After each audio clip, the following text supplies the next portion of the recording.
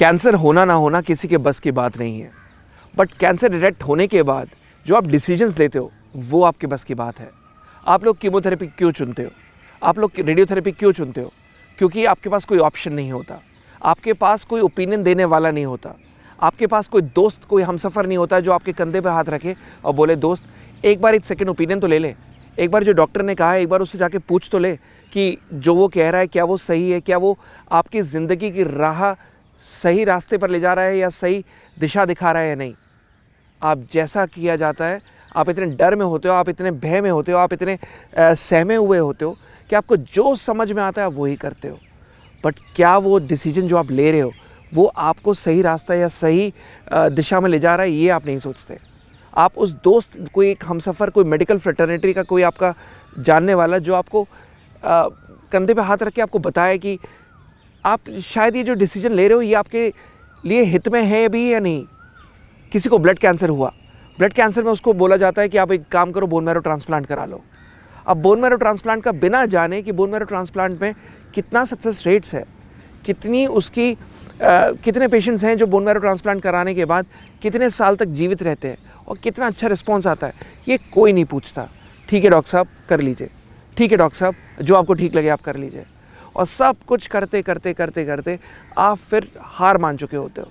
और जैसा आपने अपने दिमाग में फीड किया हुआ है, कैंसर होने के बाद बचना तो है नहीं, कैंसर होने के बाद मरना तो है ही है, तो वही चीज़ आपके दिमाग में जो एज इट इज़ फिट बैठी हुई है वैसा ही होने लगता है। क्योंकि डिसीजन आपने सही नहीं लिया शायद, क्योंकि ओपिनियन, ये जो ऑप्शन आपने चूज़ किया वो शायद उतना सही नहीं था। साइड इफ़ेक्ट्स से आप इतना परेशान हो गए कि आपको रिजल्ट्स ना दिखें और आप केवल और केवल साइड इफ़ेक्ट्स में फंसे रहे। कैंसर डायग्नोज होने पर 3 चीज़ें बहुत मायने रखती हैं। You beat cancer in 3 ways, how you live, why you live, मतलब आपकी ज़िंदगी का पर्पस क्या है, और in the manner which you live, किस तरीके से आप जी रहे हो, किस तरीके की लाइफस्टाइल रख रहे हो। अब कैंसर डायग्नोज होने पर 3 चीज़ें बहुत और भी ज़्यादा मायने रखती हैं। The correct treatment, the right line of treatment, the right behaviour towards life and behaviour of your family members and friends. अब अगर आपके पास राइट लाइन ऑफ ट्रीटमेंट है तो आप तब भी आगे नहीं जीत सकते जब तक आपके पास अपना खुद का नज़रिया ठीक ना हो। अगर मन में ही भय बैठा हुआ, डॉक्टर साहब मैं ठीक तो हूँगा ना, डॉक्टर साहब क्या रिज़ल्ट रहेगा, डॉक्टर साहब रिपोर्ट में क्या आएगा, डॉक्टर साहब मैं बहुत डरा हुआ हूँ, डॉक्टर साहब आराम तो है, 3 महीने हो गए। अमूमन मेरे पास ऐसे ही मरीज़ आते हैं जिसमें वो कहते हैं डॉक्टर साहब 3 महीने हो गए, मैं इतना अच्छा फील कर रहा हूँ, जो मुझे उल्टियाँ होती थी खाना खाने के बाद अब उल्टियाँ नहीं हो रही, भूख ठीक लग रही है, एनर्जी लेवल्स ठीक है। पहले दर्द में तड़पता रहता था, मॉर्फिन के 10 mg के 6 टैबलेट्स ले रहा हूँ दिन भर में, 60 mg की मॉर्फिन की गोलियाँ ले रहा हूँ, वो बंद हो गई। मैं अल्ट्रासेट की गोलियाँ ले रहा था, वो बंद हो गई। और उसके बाद अब मैं बिल्कुल ठीक हूँ। लेकिन डॉक्टर साहब रिपोर्ट में क्या आएगा, डॉक्टर साहब मुझे आए दिन बड़ा डर लगता है, डॉक्टर साहब मुझे समझ में नहीं आता कि क्या करूँ। एक बात बता दूँ फिर मैं, आप कभी ठीक नहीं होगे।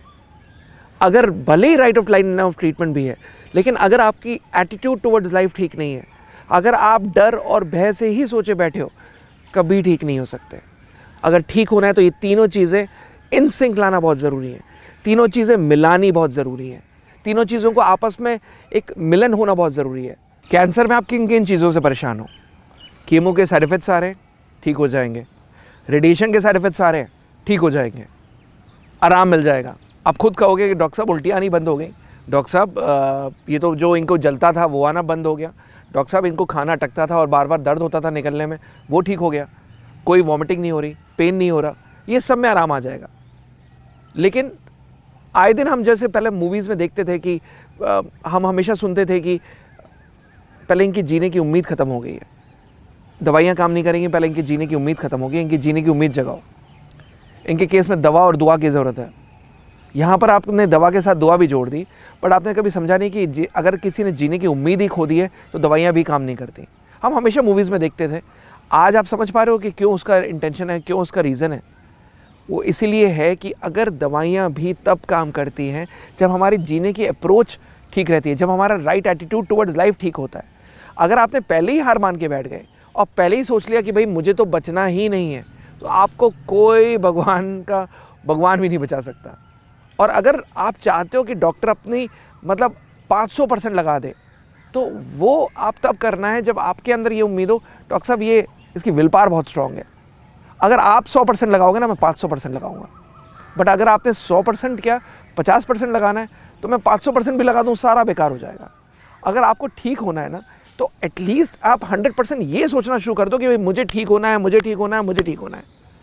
500% मेरा काम है काम करना कि मैं इतनी अच्छी दवाइयाँ दूँ और इतना अच्छा ट्रीटमेंट दूँ कि भगवान की दया से आपको कहीं जो आप भटकते हो, जो आपके पास ओपिनियन नहीं होता, जो आपके पास ऑप्शन नहीं होता, वो ऑप्शन खड़ा हो जाएगा, वो तैयार हो जाएगा कि हाँ डॉक्टर साहब आपने दिखा दिया दवाइयों से कि इलाज है। बट लाइफ के लिए अगर एटीट्यूड ही नहीं है जीने का तो कुछ नहीं हो सकता। राइट? अपना ख्याल रखिए।